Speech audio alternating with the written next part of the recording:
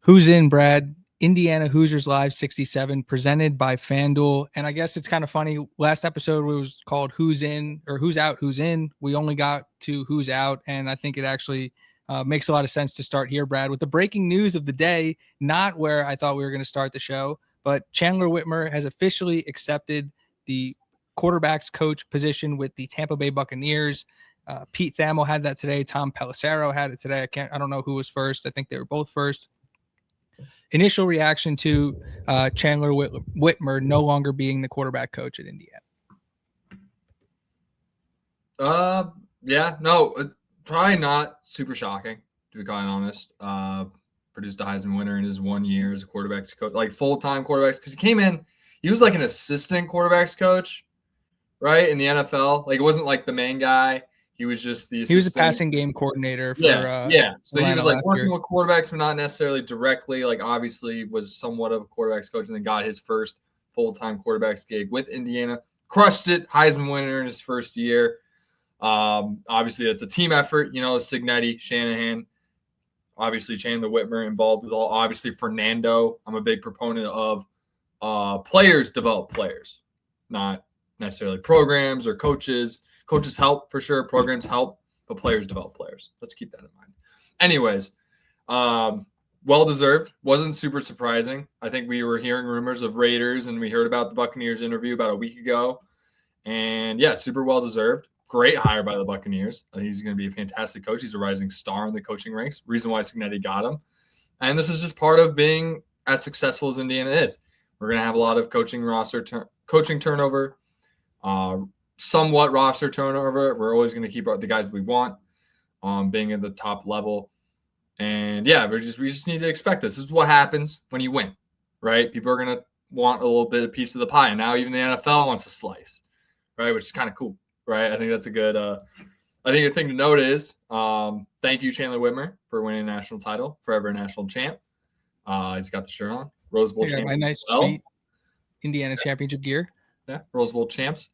And I don't know, great hire. I think Cignetti's going to find a guy. It'll be interesting. I would love to usually like the old me would be like super into like, okay, who's the name? Who are we going to get? What are the names? What are the candidates? No one knows jack about shit about this. So I'm just going to wait for the news to break out who we're hiring. It's probably going to happen in the next week or so.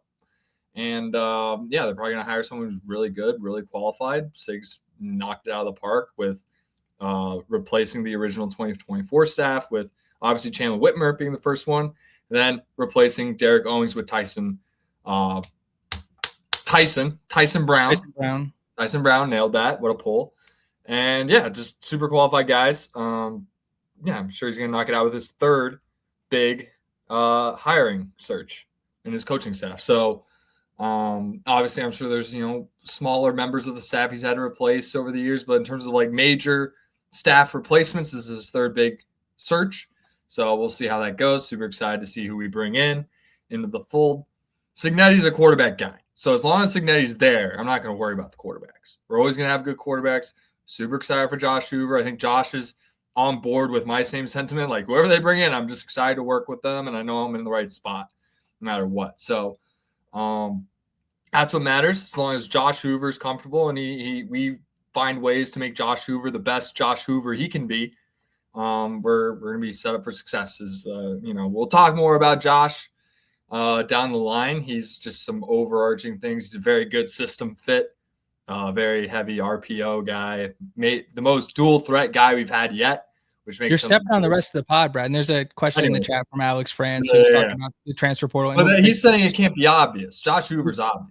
But I'm saying we're going to cover the entire transfer portal at the back end of this podcast. But I think there was a lot of things you said there that I kind of want to unpack. And the biggest thing was that there were some rumors and some rumblings that Chandler Whitmer was kind of looking around what the NFL had to offer. So it wasn't completely out of left field when he did interview for the Bucs job.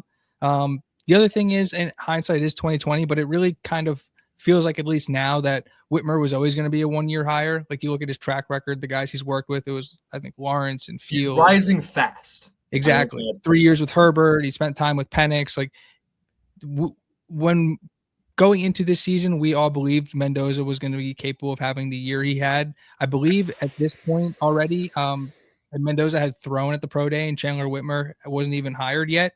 And so, like, really, really fast turnaround for Chandler Whitmer. But like you said, he produced the Heisman winner. Indiana won a national championship.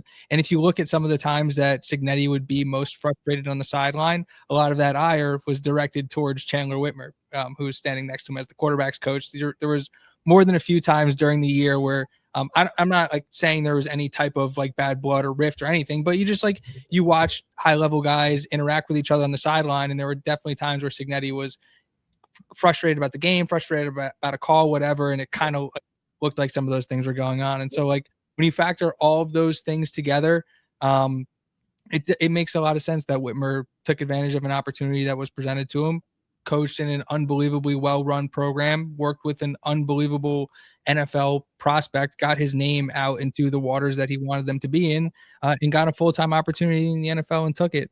And so while it was kind of shocking that he wasn't hired immediately, it kind of felt like after he interviewed for the Bucs job and it didn't immediately come out that he got it, that it was more of like a test the waters type of thing. But no, look at the guy's track record. He's absolutely earned his way there. And like you said, this staff and specifically Curt Cignetti are unbelievable at developing the quarterback position. And so we saw how good Curtis Rourke was with Tino Sunseri. We saw how good Fernando Mendoza was with Chandler Whitmer.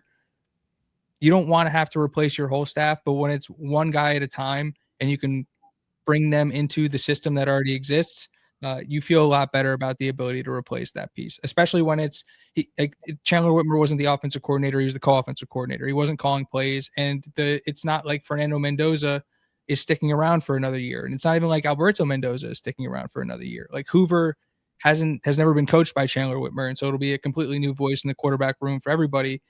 And one of the things that we didn't really get a chance to talk about, but a lot of what we're going to get into this week is that the guys in this room that are going to hear Indiana just won the championship and all this good stuff, more than half the roster has not won a championship. And there are guys on staff now, multiple guys on staff that haven't won championships. And so you want to talk about motivation and hunger and the ability to repeat. Well, it's not going to be a repeat for the entire staff. And I think that is a silver lining way to look at a lot of these things. And also, if you like to look at odds, which we do over here on FanDuel, before the Chandler Whitmer news, Josh Hoover was plus 1,000 to win the Heisman. After the Chandler Whitmer news, Josh Hoover plus 1,000 to win the Heisman. He actually technically moved up in the way the odds fall. I think he was 5th or 6th last week, and I think he's 3rd as it sits today. So for what it's worth, Brad. As he should be. A few things to pull from that. Just some last thoughts before we close the book on Chandler Whitmer. I'd say him starting the season in Tampa isn't even 100%. I would say whichever team ends up with Mendoza, whether that's the Raiders, would love the Rams, could end up going after him as well, just to make things more comfortable for him. I think that's a point to be made. We're going to replace anything. I think a lot of people were talking about, it makes a lot of sense. Bring Tino back. I doubt that happens, to be quite honest with you. I'm glad you said that, because I don't think that's a possibility. Like with, Sig getting after a Tino or a Chandler Whitmer, those are just two high-level people challenging each other to get better. Like, those are working relationships. Coaches yell at other coaches all the time. At the end of the day, Sig is Chandler Whitmer's boss, so he's allowed to yell at him, right? This is how it goes. And if you're going to yell at anyone the most, it's probably going to be the quarterback's coach, because that is, if you're at Cignetti, it's probably the most important position. Obviously, it's 11 guys doing their jobs, but without the quarterback, the engine doesn't work. I think whoever they end up going with is going to be the right guy. And obviously, we just always trust in Sig here. And I'm just excited to see who we bring in, and excited to break him down and talk about that person's experience, his or hers experience. Don't want to genderize the potential new hire, but would be exciting to see who they bring in.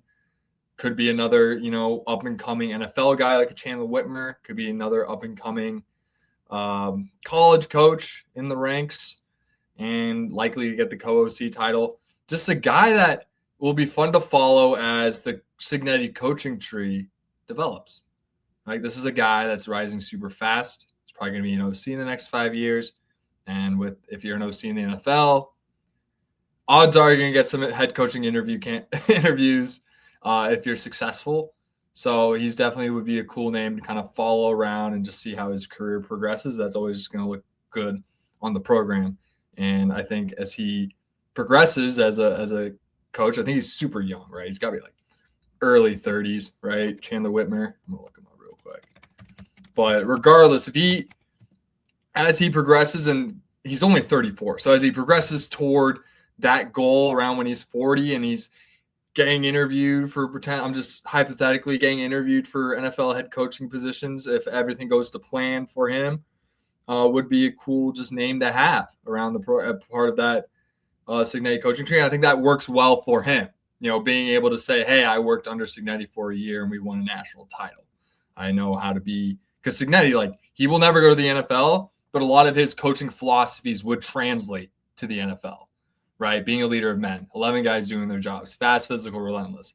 That shit will translate. So Chandler Whitmer having that with him will make him a very top of the line coach wherever he goes. And maybe one day might boomerang back here as head coach. Who knows? I don't know. I'm throwing hypotheticals out there. It's all bullshit anyway. So, just excited to see him flourish in Tampa Bay or wherever, what other department in the NFL he decides to work in, whether that's Oakland or Los Angeles or Seattle or Cleveland. Who cares? He's gonna find success, and he's a great coach. So rising star, excited to follow it. And he gets to work with Baker. Love Baker. Great guy to work with. Oh my God. Baker. Couldn't say enough of good things about him. Heisman winner in his own right. First overall pick. Got screwed by the Browns. Won their first playoff game in 20 years. They threw him out like garbage. So guy with a chip on his shoulder. Very similar to Mendoza. I think Whitmer, working with him, can bring a lot of good out of him. Not that, Baker needs a lot of work. Right now, he's one of the top quarterbacks in the league. Excited to see him flourish. Let's move on. I like it. We also, it's funny because it kind of ties into the conversation we just had, but there was a question we got asked on one of the videos during this week, and it was from Ryan Fulton, and he said, honest question here, boys. Do you guys think Haynes Shanahan have real desires to be head coaches in the foreseeable future as long as Sig keeps this rolling? Haynes has said he doesn't, so there's your answer there with Haynes. Doesn't really do it. He's the more likely candidate than Shanahan. So it's obviously they're going to get asked. And, there's a thing about, when you're making millions of dollars and you have damn near 100% job security, there's something to that. You don't want to, the grass isn't always greener. I can speak to that in my own professional career, right? Like moving on from places and the grass wasn't necessarily greener and I've had to pivot and kind of maybe go 2 steps back to go 5 steps forward again, and that's just the way life goes. And I think guys, those guys are more experienced than me in life. So I think they know that. And I don't really see them having strong head coaching desires, but obviously if a Michigan comes calling, you got to answer the phone. You know what I mean? If a big name comes after him, hey, you got to, it's almost a job you can't refuse, right? If one of those offers comes down the line, sure they'll take it, but I don't see them going to North Texas. I'll tell you that to be a head coach. So, that's my answer for that. If Pitt comes calling Mike Shanahan, he's taking the job. That's his alma mater. He'll go. You know what I mean? And Shane, I don't know where Haynes went to school, but if Ball State comes calling, maybe that's a passion project for him, right? And maybe he wants to go back, and we'll see. But beyond those two, if it's not a very high-level power 4 job, I just don't see it. Well, no, to echo your exact sentiment, Haynes has said himself that he isn't interested at this exact moment. Now, does that change after he wins the Bros Award next week? I'm not sure. I think that gets announced on the 12th. If he doesn't win that, it'd be an absolute travesty. But for Shannon, I think the answer for both of those guys would be if they wanted head coaching jobs, they'd both have them right now. Mm-hmm. Yeah, it's hard for me to imagine North Texas didn't call them. Hard for me to imagine James Madison didn't call them. Hard for me to imagine. Yeah, it's hard for me to imagine James Madison didn't call both of them. You know what I mean? It's hard for me to picture that, that didn't happen. Yeah, so I feel like if they had strong desires, we would have heard more buzz around it, and we just didn't hear any of it. So either they're really good at keeping things under wraps, which they kind of are at Indiana, or they have no desire, and it could be a little bit of both.